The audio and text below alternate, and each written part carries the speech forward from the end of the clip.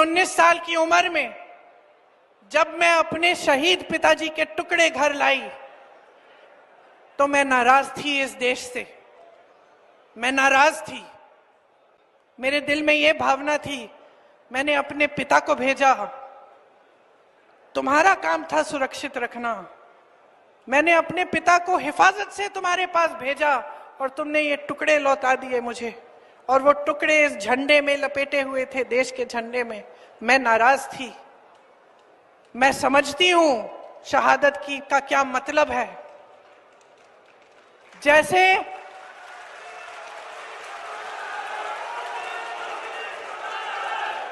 आज मैं 52 साल की हूं, आज मैं 52 साल की हूं, पहली बार मैंने ये चीज सार्वजनिक ऐसे मंच पे कही है। लेकिन वो जो नाराजगी थी मेरी, आस्ते आस्ते मैं समझी कि उस तरह की जो नाराजगी होती है वो सिर्फ उससे होती है जिससे प्रेम करते हैं हम।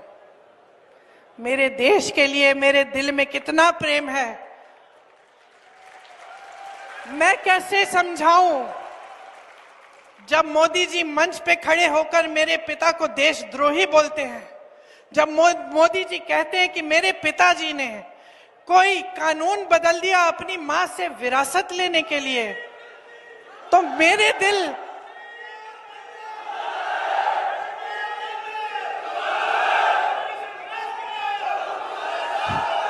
तो मोदी जी इस बात को समझ नहीं पाएंगे कि मेरे पिताजी को विरासत में धन दौलत नहीं मिली, मेरे पिताजी को विरासत में शहादत की भावना मिली। आप समझ सकते हैं, आप समझ सकते हैं। इस देश के किसान हो, इस देश की मिट्टी आपने सींची है अपने पसीने से, अपने इतने बेटे भेजे हैं सरहद पे। जब आपके बेटे शहीद होते हैं इस देश के लिए, तो मैं जानती हूं कि आपके दिल में क्या भावना है, क्योंकि वही भावना मेरे दिल में है।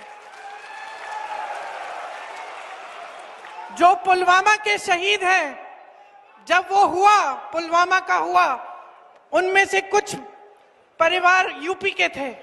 उस समय मैं यूपी में थी, मैं गई उनके घर, और ज्यादातर परिवारों में पता है क्या बताया उन्होंने मुझे? जो बच्चे बचे थे उन्होंने कहा दीदी हमको भी सेना में भर्ती होना है। एक लड़की थी, उसका भाई एयरफोर्स में था, उसने कहा दीदी मैं पायलट बनूंगी, मैं एयरफोर्स में भर्ती होंगी।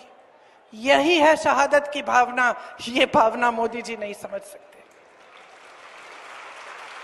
जो मोदी जी इंदिरा गांधी जैसी एक शहीद के बारे में उल्टी सीधी बातें करते हैं, जो मोदी जी इस भावना को देख के सिर्फ परिवारवाद देखते हैं लेकिन देशभक्ति नहीं देखते, देश की सेवा नहीं देखते, वो इस भावना को नहीं समझ सकते।